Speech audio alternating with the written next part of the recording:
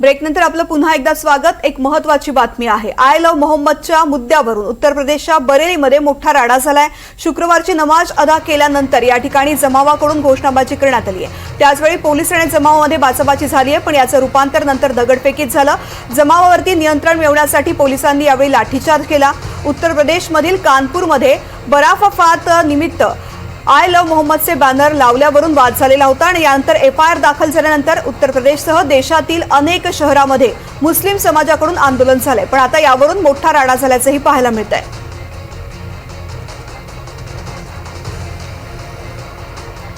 I love मोहम्मदच्या मुद्द्यावरून उत्तर प्रदेशच्या बरेलीमध्ये मोठा राडा झालेला आहे। शुक्रवारची नमाज अदा केल्यानंतर या ठिकाणी नमाज अदा केल्यानंतर लोक बाहेर पडलेले होते आणि बाहेर आल्यानंतर त्यांच्या हातामध्ये मोठ्या प्रमाणात बॅनर पाहायला मिळाले आणि या लोकांना रोखण्यासाठी पोलीस त्या ठिकाणी पोहोचलेले होते, कारण एका मौलाना त्यांना एकत्र येण्यासाठी आवाहन केलेलं होतं। याच लोकांना थांबवण्याचा प्रयत्न पोलिसांनी केला, मात्र तिथे उपस्थित असलेल्या लोकांकडून पोलिसांच्या दिशेने दगडफेक करण्यात आली आणि त्यानंतर पोलिसांना या लोकांना थांबवण्यासाठी लाठीचार्ज करण्याची वेळ आली। बरेलीमध्ये ही घटना घडलेली आहे। कानपूरमध्ये सुरुवातीला अशाच प्रकारे हातामध्ये आय लव्ह मोहम्मदचे बॅनर घेण्यात आलेले होते आणि त्यानंतर राडा झालेला होता। पुढे याचंच लोण आता उत्तर प्रदेशच्या इतर शहरांमध्येही पाहायला मिळते। सोबतच महाराष्ट्रात सुद्धा आता प्रतिकात्मक आरती करण्यासारखे आंदोलन सुरू झालेले आहेत। आय लव्ह मोहम्मदची घोषणा देत उत्तर प्रदेशमधल्या कानपूरमध्ये बराफातमध्ये निमित्तानं हे बॅनर झळकलेले होते। त्यानंतर बरेलीमध्ये सुद्धा अशाच प्रकारचे बॅनर झळकवण्यात आले आणि पोलिसांनी या ठिकाणी उपस्थित असलेल्या आंदोलकांना रोखण्याचा प्रयत्न करताना लाठीचार्ज केलेला आहे। सुरुवातीला पोलिसांच्या दिशेने दगडफेक करण्यात आलेली होती आणि त्यामुळेच पोलिसांना अश्रुधुराचा वापर करावा लागला। लाठीचार्ज करत इथल्या लोकांना पांगवण्याचा प्रयत्न करायला लागला। त्यानंतर पोलिसांनी परिस्थिती नियंत्रणामध्ये आणलेली आहे। सध्या या ठिकाणी तणावपूर्ण शांतता आहे आणि याच संदर्भामध्ये बोलण्यासाठी आपल्या सोबत उपस्थित आहेत भाजपचे प्रवक्ते विश्वास पाठक। विश्वास पाठक सर, खूप खूप स्वागत आहे तुमचं एनडीटीव्ही मराठीमध्ये। उत्तर प्रदेशमध्ये घडलेली घटना, त्याचे महाराष्ट्रामध्ये सुद्धा आता पडसाद पाहायला मिळतात। काही ठिकाणी आय लव्ह महादेवचे सुद्धा घोषणाबाजी केली जाते आणि आरती केली जाते। एकूणच उत्तर प्रदेशमधली परिस्थिती आणि त्यानुसार आता महाराष्ट्रात पसरणारं हे लोण, या सगळ्याकडे तुम्ही कसं पाहता? नाही बघा, हे जे काही ऐकतोय हे थोडं दुर्दैवी घटना आहे। तिकडे बरेलीला उत्तर प्रदेशमध्ये किंवा कानपूरमध्ये अशा प्रकारच्या घोषणा झाल्या जिथे मस्जिदीमधून लोक बाहेर पडले, हातामध्ये त्यांचे बॅनर होते। तर मला असं वाटतं अशा प्रकारची जी काही प्रतिक्रिया येते त्याच्यातनं सामाजिक सौहार्द हे नेहमी बिघडत असतं। आणि खरं तर जेव्हा तुम्ही धार्मिक स्थळावर पूजा करायला किंवा नमाज पढायला जाता तर तुम्ही अशी तयारीने कशी काय जाऊ शकता, हातामध्ये बॅनर किंवा हातामध्ये काही लाठ्या खाट्या? मला असं वाटतं अशा प्रकारच्या जेव्हा घटना घडतात तर त्याच्यामधनं रिॲक्शन देखील येतेच। आणि आता हिंदू समाज देखील खूप काही म्हणजे शोषण करण्याच्या मनस्थितीमध्ये नाही आहे, त्याच्याकडनं देखील ती रिॲक्शन येते। आणि आता एक आनंदाची बातमी अशी आहे की परिस्थिती नियंत्रणामध्ये आलेली आहे, विषय संपलेला आहे आणि ती अशीच राहील असा आम्हाला विश्वास आहे। सर, बरेलीमधली परिस्थिती नियंत्रणामध्ये आहे, मात्र महाराष्ट्रातल्या काही शहरांमध्ये सुद्धा आय लव्ह मोहम्मद म्हणत आरती सुद्धा करण्यात आलेली आहे। त्यामुळे जरी तिकडे परिस्थिती नियंत्रणात असली सुद्धा तरी महाराष्ट्रात पण त्याचे पडसाद पाहायला मिळत आहेत। भले शांततेच्या मार्गाने, मात्र विरोध दर्शवला जातोय। मुळामध्ये अशा प्रकारचे प्रयत्न करणं हे सामाजिक सौहार्दता बिघडवणं असाच तो प्रकार आहे। महाराष्ट्रामध्ये काही समाजकंटक असू शकतात जे याचं आपलं संधी साधतील, मात्र महाराष्ट्रामध्ये मुख्यमंत्री गृहमंत्री हे स्वतः देवेंद्र फडणवीस आहे। त्यामुळे इथे कोणत्याही प्रकारची अशी अशांतता पसरवण्याचा कोणी जर प्रयत्न केला तर तो हाणून पाडला जाईल। सर, नवरात्रीचा काळ आहे। नवरात्रीमध्ये खरं तर विश्व हिंदू परिषदेनं सांगितलेलं आहे की नवरात्रीमध्ये गरबा खेळण्यासाठी येणाऱ्या लोकांचे आधार कार्ड पाहिलं जातील आणि त्यानंतरच त्यांना एंट्री केली जाईल।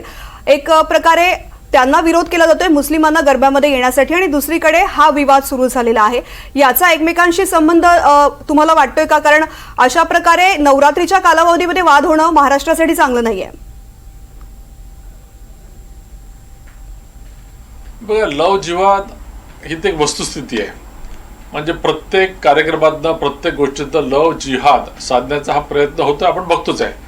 आणि त्याला आळा घालण्यासाठी विश्व हिंदू परिषद जर काही प्रयत्न करत असतील तर त्याच्यात चुकीचं काहीच नाही आहे। पण मला असं अजिबात वाटत नाही, मुंबईचा जो मुस्लिम समाज आहे अतिशय हा शांतताप्रिय आहे। आत्ताचीच आपण घटना घेऊया, जेव्हा गणपतीचं विसर्जन आणि ईद हे एकाच दिवशी खरं तर आले होते, मात्र मुस्लिम समुदायाकडनं अशी इच्छा प्रदर्शित करण्यात आली की शुक्रवारी गणपतीचं विसर्जन होऊन जाऊ देऊया आणि सोमवारी आम्ही ईद साजरी करू. त्यामुळे ईद आणि गणपती दोन्ही सण मोठ्या प्रमाणामध्ये साजरे झाले. त्यामुळे नवरात्रामध्ये देखील अशा प्रकारचं काही अरिष्ट घडेल असं मला वाटत नाही. इथे देखील शांतताच मेंटेन होईल. सर, तुम्हीच म्हणताय की मुस्लिम समाजाकडून एक प्रकारे सौहार्दपूर्ण वातावरण निर्माण करण्याचा प्रयत्न केला जातोय. गणेशोत्सवामध्ये त्यांनी सुद्धा ईद साजरी करण्यासाठी थोडीशी माघार घेतली, एक सामंजस्याची भूमिका घेतली. मग त्यानंतर महाराष्ट्रात असा कोणताच वाद नसताना महाराष्ट्रामध्ये अशा प्रकारचे बॅनर्स झळकणं आय लव्ह मोहम्मदचे आणि दुसरीकडे एखाद्या नवरात्रीच्या पंडालमध्ये आय लव्ह महादेव म्हणत आरती करणं, यामुळे महाराष्ट्रातलं वातावरण खराब नाही होणार का? नाही, आपण प्रश्न विचारला मुंबईबद्दल म्हणून मुंबईचं उदाहरण दिलं. आता महाराष्ट्रामध्ये काही ठिकाणी अशा प्रकारचा प्रयत्न होत असेल आणि मला असं वाटतं की आय लव्ह मोहम्मद हे अचानक अशा प्रकारचा कन्सेप्ट कुठून आला, त्याची प्रतिक्रिया म्हणून आय लव्ह महादेव असं आलेलं आहे. त्यामुळे क्रियेला प्रतिक्रिया ही होणारच आहे. मात्र हिंदू समाज हा असा आहे की हा स्वतःहून कुठेही अशा प्रकारची अग्रेसिव्ह भूमिका घेत नाही, मात्र तो रिॲक्शन देतो हे आपण बघितलेलं आहे. मला असं वाटतं की महाराष्ट्रामध्ये कोणी असा प्रयत्न जरी केला तरी तो सफल होणार नाही, कारण देवेंद्रजी फडणवीस हे स्वतः परिस्थितीवर लक्ष ठेवून आहे आणि पोलीस ताबडतोब अशा परिस्थितीवर नियंत्रण मिळवतील असं मला पूर्ण विश्वास आहे. तुम्ही म्हणताय की असं वातावरण निर्माण होऊ नये आणि महाराष्ट्रात असं वातावरण निर्माण होऊच नाही अशी प्रत्येकाची इच्छा आहे. मात्र अशा घटना महाराष्ट्रात या आधी सुद्धा घडलेल्या आहेत, महाराष्ट्राने पाहिलेल्या आहेत. काँग्रेसचे पदाधिकारी आमिर शेख सुद्धा आपल्यासोबत आहेत. आमिर सर, खूप खूप स्वागत आहे एनडीटीव्ही मराठीमध्ये. सध्या विश्वास पाठक आपल्यासोबत आहेत आणि ज्या प्रकारे उत्तर प्रदेशमध्ये घडामोडी घडलेल्या आहेत त्याचे पडसाद महाराष्ट्रात सुद्धा पाहायला मिळतात. त्यावरती त्यांनी प्रतिक्रिया देताना म्हटलेलं आहे की महाराष्ट्रामध्ये कायमच सौहार्दपूर्ण वातावरण निर्माण करण्यासाठी प्रयत्न केले जात आहेत आणि महाराष्ट्रामध्ये अशी कुठलीही घटना घडणार नाही यासाठी प्रयत्न केले जातात. अगदी गृहमंत्र्यांकडून आणि मुख्यमंत्र्यांकडून सुद्धा महाराष्ट्रात अशा प्रकारचं वातावरण होऊ नये यासाठी प्रयत्न केले जातात. मात्र उत्तर प्रदेशमधल्या घटनेनंतर महाराष्ट्रामध्ये सुद्धा आय लव्ह मोहम्मदचे घोषणाबाजी करत आरती केली जाते नवरात्रीच्या पंडालमध्ये. या सगळ्या घडामोडींकडे आपण कसं पाहता? सर्वप्रथम तर मला आपल्या चॅनलचा आभार व्यक्त करायचा आहे की आपण अशा प्रकारचं एक चांगलं डिबेट आज सर्व प्रेक्षकांसाठी ठेवलं. मला सगळ्यात अगोदर आपल्याला 4 सप्टेंबरला घेऊन जायचं आहे युपीच्या कानपूरमध्ये, जिथं ईद उल मिलादुल नबीचं एक प्रोसेशन जे आमचं असतं, जे जुलूस ज्याला आम्ही म्हणतो, ते जुलूस तिकडे काढण्यात आलं होतं आणि त्या जुलूसमध्ये आय लव्ह मोहम्मद नावाचा एक बॅनर तिकडच्या मुस्लिम धर्माच्या काही लोकांच्या माध्यमातून झळकावण्यात आलं होतं. तिथं काही समाजकंटक लोकांनी तिकडं पोलिसांना सांगितलं आणि त्या बॅनरला विरोध केला की हे बॅनर लावून ही नवीन काहीतरी कार्यप्रणाली आणि नवीन काहीतरी करायचा प्रयत्न करतात आहे आणि या बॅनरची परमिशन नाहीये. त्यानंतर 9 सप्टेंबरला जवळपास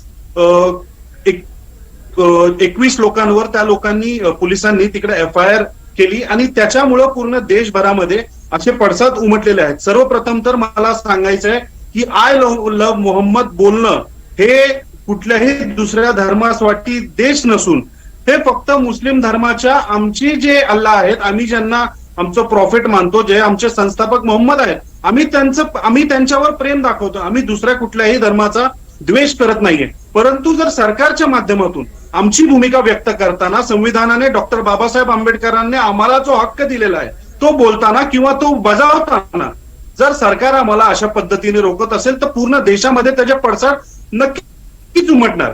आपण सांगितलं की महाराष्ट्रामध्ये अतिशय चांगल्या पद्धतीने मुस्लिम आणि हिंदू धर्माच्या लोकांनी अतिशय चांगल्यापणे गणपतीमध्ये ईद आणि हे दोघं एकत्र साजरा केली. मला आपल्याला आपल्या न्यूज चॅनलच्या माध्यमातून सांगायचंय की मागच्या 3 वर्षापासून ईद उल मिलादुन नबी हे गणपतीच्या 10 दिवसांमध्येच येतं, पण मुस्लिम समाजांच्या धर्मगुरूंनी आणि मुस्लिम समाजाच्या सर्व नेत्यांनी व सर्व लोकांनी हे सांगितलेलं आहे की 10 दिवसाच्या गणपतीच्या काळामध्ये आपण जुलूस काढला नाही पाहिजे. त्याच्यामुळं सामाजिक जो सालोखा आहे तो बिघडला जाईल. त्याच्यामुळं गणपती संपल्यानंतर गणपतीची जेव्हा पूर्ण प्रक्रिया संपती, गणपती हा सण जेव्हा पूर्ण संपतो त्यानंतर आम्ही हा सण साजरा करतो. आता याच्यामध्ये आमची काय चूक आहे? जर आम्ही आमच्या आय लव्ह मोहम्मद हा बॅनर आणि हा नारा जर आम्ही देत असेल तर आम्ही याच्यामध्ये कुठल्याही धर्माला खाली पाडत नाही, आम्ही कुठल्याही धर्माला चुकीचं बोलत नाही. आम्ही आमच्याच फक्त धर्माचा, आमच्या ज्या देवावर, आमच्या अल्लावर जे आमचं प्रेम आहे आम्ही ते व्यक्त करतोय. याच्यामध्ये आमची कुठं चूक आहे? आणि मला आपल्या मीडिया चॅनलला, आपल्या माध्यमांना हे सांगायचंय की ही जी मनुस्मृती पूर्ण देशाला या मनुस्मृतीची कीड लागलेली आहे, हे फक्त त्याचे पडसाद पूर्ण देशामध्ये उमटतात आहे. आणि ही लोक आता आपल्याला आपण जे सांगितलं की नवरात्रमध्ये यांनी सांगितलंय की मुस्लिम समाजाच्या लोकांनी नवरात्रीमध्ये जाऊ नका, ही लोक आता आपल्याला धर्मापासून ते गोत्रापर्यंत घेऊन जाणार आहेत. आता हे म्हणतात मनुस्मृतीची लोक की फक्त मुस्लिम धर्माच्या लोकांनी नवरात्रीमध्ये येऊ नये. हे यांचं सक्सेसफुल झालं तर त्यानंतर ते म्हणतील की एका विशिष्ट जातीच्या लोकांनी फक्त त्या नवरात्री आमच्या सणांमध्ये आलं पाहिजे. त्यानंतर ते म्हणतील की फक्त विशिष्ट गोत्राच्या लोकांनी या ह्याच्यामध्ये आलं पाहिजे. म्हणून हे धर्मापासून ते गोत्रापर्यंत हे घेऊन जाणारी आपल्याला लोक आहेत. यांना युवकांना बरेच प्रश्न उपस्थित केलेले आहेत. विश्वास पाठक यांच्याकडून त्याची उत्तरं घेऊयात. विश्वास सर, आमिर शेख म्हणतात की आम्ही तर शांततेच्या मार्गाने कायमच आमचे जे सण असतात ते साजरे केले जातो, मग ज्यावेळेस आम्ही आय लव्ह मोहम्मद म्हणतो तेव्हा आम्हाला विरोध का केला जातो? कारण आम्हाला तर संविधानानेच तो अधिकार दिलेला आहे आणि मनुस्मृतीवर सुद्धा ते बोट ठेवतात, सरकारच्या भूमिकेवरती ते बोट ठेवतात. आपलं उत्तर? बघा, आमिर शेखांनी जे विषय मांडला तो विषय मी आधीच मांडला की मुंबईमध्ये मुस्लिम आणि हिंदू यांनी गणपती आणि ईद कशा प्रकारे व्यवस्थित साजरी केली. तर महाराष्ट्रामध्ये सौहार्दतेचंच वातावरण आहे. मूळ मुद्दा असा आहे की बरेलीचंच आता आपण उदाहरण दिलं. मला सांगा की आय लव्ह मोहम्मद असं एक बॅनर घेऊन जाणं चुकीचं काहीच नाही, संविधानाने तो हक्क दिलेला आहे. मात्र एका मशिदीमधनं नमाज पडल्यानंतर हजारो बॅनर घेऊन जर कोणी बाहेर पडत असतील आणि त्याच्यात आक्रोश निर्माण करत असतील आणि त्याला जर रिॲक्शन आली असेल तर मग त्याला तुम्ही कसं काय दोष देऊ शकता? मला असं वाटतं की विश्व हिंदू परिषदेने जो काही स्टँड घेतला आहे, लव जिहाद भारतामध्ये होतो की नाही, जगामध्ये होतो की नाही, होतो, ती वस्तुस्थिती आहे. विश्व हिंदू परिषदेला जर असं वाटलं असेल की दांडिया खेळताना मुस्लिम युवक लव जिहादचा प्रयत्न करत असतील आणि त्यांचा तो जर अनुभव असेल तर त्यात चुकीचं काय आहे? लव जिहाद काय होत नाही भारतामध्ये? मोठ्या प्रमाणामध्ये होतो. आमिर शेख, विश्वास पाठक यांनी प्रश्न उपस्थित केलेले की हजारोंच्या संख्येनं बॅनर घेऊन लोक बाहेर पडलेले होते म्हणून त्यावरती विरोध करण्यात आला होता. मला विचारायचं यात हरकत काय? आम्ही दुसऱ्या कुठल्या धर्माचा खाली पाडायचा आम्ही प्रयत्न केला नाही किंवा दुसऱ्या कुठल्या धर्माच्या किंवा देवाच्या नावाचा विरोधात आम्ही बॅनर लावला नाही. आम्ही आमच्या धर्माचा, आमच्या अल्लाच्या, आमच्या प्रॉफेटचा आम्ही बॅनर घेऊन रस्त्यावर जातो, त्यात हरकत काय? विश्वास पाठक, द्या उत्तर. हरकत काय होती? हजारो बॅनर बाहेर पडले किंवा लाखो बॅनर बाहेर पडले, मात्र आम्ही आमच्या फक्त धर्माचं प्रतीक समोर मांडत होतो, आमच्या धर्माबद्दल बोलत होतो असं त्यांचं म्हणणं आहे. कुठल्या धर्माला विरोध करत नव्हतो, मग आम्हाला विरोध का केला गेला असा सवाल ते उपस्थित करतात. पहा, आपल्या डॉक्टर बाबासाहेबांच्या संविधानाप्रमाणे प्रत्येकाला आपापल्या धर्माचं पालन करण्याचा पूर्ण अधिकार आहे. कोणी जर आय लव्ह मोहम्मद असं बॅनर घेऊन जात असेल तर त्याला देखील काहीच अडचण नाही. मात्र एका मशिदीमधनं त्याच्यानंतर मग दुसऱ्या मशिदीमधनं हजारो लाखो पोरं ते बॅनर घेऊन एक प्रकारचं आक्रमण टाईपचं जर ॲक्शन घेत असतील आणि त्याच्यानंतर रिॲक्शन होत असेल तर ते चुकीचंच आहे. याच्या आधी का नाही असे बॅनर आले? हजारो वर्षांपासून मोहम्मद ची आपण पूजा करतो, अशा प्रकारचं कधी आपण प्रदर्शन केलं नाही, ते आत्ताच केलं म्हणून त्याच्यात रिॲक्शन आलेली आहे. त्यामुळे हा तपासाचा भाग आहे. याच्यामध्ये खरोखरच काय इंटेन्शन होतं हे देखील तपासलं जाईल. निश्चित. आमिर शेख, विश्वास पाठक यांनी मुद्दा जो उपस्थित केला तो अगदी बरोबर वाटतोय, कारण या आधी अशा प्रकारचे बॅनर का नाही आले? आत्ताच का बॅनर घेऊन अशा प्रकारे मशिदींच्या बाहेर लोक बाहेर पडू लागले? याच्या अगोदर देशामध्ये कधीही कुठल्याही धर्माच्या व्यक्तीला आपल्या धर्माच्या बद्दल काय प्रेम आहे ते दर्शविल्यानंतर त्यांच्यावर गुन्हे दाखल झालेले नव्हते. आज मला आपल्याला सांगायचंय युपी मध्ये 1324 लोकांवर गुन्हे दाखल झालेले आहेत, 38 लोकांना अरेस्ट झालेली आहे. हे सगळं झाल्यानंतर देशामध्ये तीव्र भूमिका मुस्लिम समाजाची का नाही येणार? आपण मला सांगा. आणि ही जी भूमिका आहे ही कुठली धर्माच्या विरोधात नाहीये, ही त्या मनुस्मृतीच्या विरोधात ही भूमिका आहे आणि ही सरकारच्या विरोधात भूमिका आहे, जी आम्हाला आमच्या भूमिका लोकांमध्ये मांडण्याचा प्रयत्न करत असताना आमचा आवाज दाबण्याचा प्रयत्न करत आहे. आमची फक्त हीच मागणी आहे की आम्हाला आमच्या समाजामध्ये जे आमचे देव आहेत, जे आमचे अल्लाह आहेत, जे आमचे प्रॉफिट आहेत, आम्हाला त्यांच्याबद्दल आम्ही प्रेम दाखवू शकत नाही. देशामध्ये तर अवघड आहे. विश्वास पाठक सर, आमिर शेख म्हणतात की सातत्यानं ते तोच मुद्दा मांडण्याचा प्रयत्न करतात की आम्ही आमच्या धर्माबद्दल बोलतोय त्याला विरोध का केला जातोय? आणि माझा दुसरा प्रश्न त्यालाच लागून आहे की जर तुम्ही सुद्धा म्हणता की प्रत्येकाला आपल्या धर्माबद्दल बोलण्याचा आणि त्या संदर्भातल्या भावना व्यक्त करण्याचा हक्क आहे, तर मग आता महाराष्ट्रामध्ये विविध ठिकाणी पंडालांमध्ये अशा प्रकारे आय लव्ह महादेव म्हणत आरती करून एक प्रकारे विरोध का दाखवला जातोय? तो विरोध रोखण्याचा प्रयत्न का केला जात नाही? कारण त्यामुळे महाराष्ट्रामध्ये वातावरण आणखीन बिघडण्याची शक्यता आहे. आम्ही पूर्ण महाराष्ट्र बघा, प्रश्न असाच आहे की आमिर शेखांनी जो मुद्दा मांडला अशा प्रकारची ही रिॲक्शन पहिल्यांदाच आली. आता आपण संविधानाला मानतो ना, जर तिथल्या पोलिसांना जर असं वाटलं असेल की लॉ अँड ऑर्डर सिच्युएशन निर्माण झाली आहे तर पोलिसांना ती परिस्थिती हाताळण्याचा अधिकार नाही का? आणि जर आपलं संविधानावर विश्वास आहे तर FIR नंतर पुढे संविधानिक प्रक्रिया असते ना. इतकं सोपं थोडी आहे की पोलिसांनी कसे वागावं म्हणून. त्यामुळे तिथली परिस्थिती नेमकी कशी आहे त्याप्रमाणे तिथल्या पोलिसांनी ती परिस्थिती हाताळली असेल. आणि प्रत्येक वेळेस पोलिसांवर अशा प्रकारचं दडपण आणणं किंवा पोलिसांनी परिस्थिती चुकीची हाताळलं किंवा मनुवादी वगैरे असे शब्द वापरणं हा काही डिफेन्स होत नाही. जी वस्तुस्थिती आहे ती लोकांपर्यंत आलेली आहे, लोक सगळं बघतात आहे. निश्चित. विश्वास पाठक सर, खूप खूप धन्यवाद या चर्चेमध्ये सहभागी झाल्याबद्दल. आणि आमिर शेख सर, आपलेही आभार आपण या चर्चेमध्ये सहभागी झाल्यानंतर बद्दल. कारण जमाव पांगवण्यासाठी बरेलीमध्ये जो लाठीचार्ज झालेला असला तरी सुद्धा महाराष्ट्रात सुद्धा याचे पडसाद आता हळूहळू पाहायला मिळत आहेत. त्यामुळे परिस्थिती महाराष्ट्रातली आणि देशभरातली नियंत्रणात राहणं आणि कुठल्याही प्रकारची धार्मिक तेढ निर्माण न होणं यासाठी सरकारकडून प्रयत्न केले जात आहेत.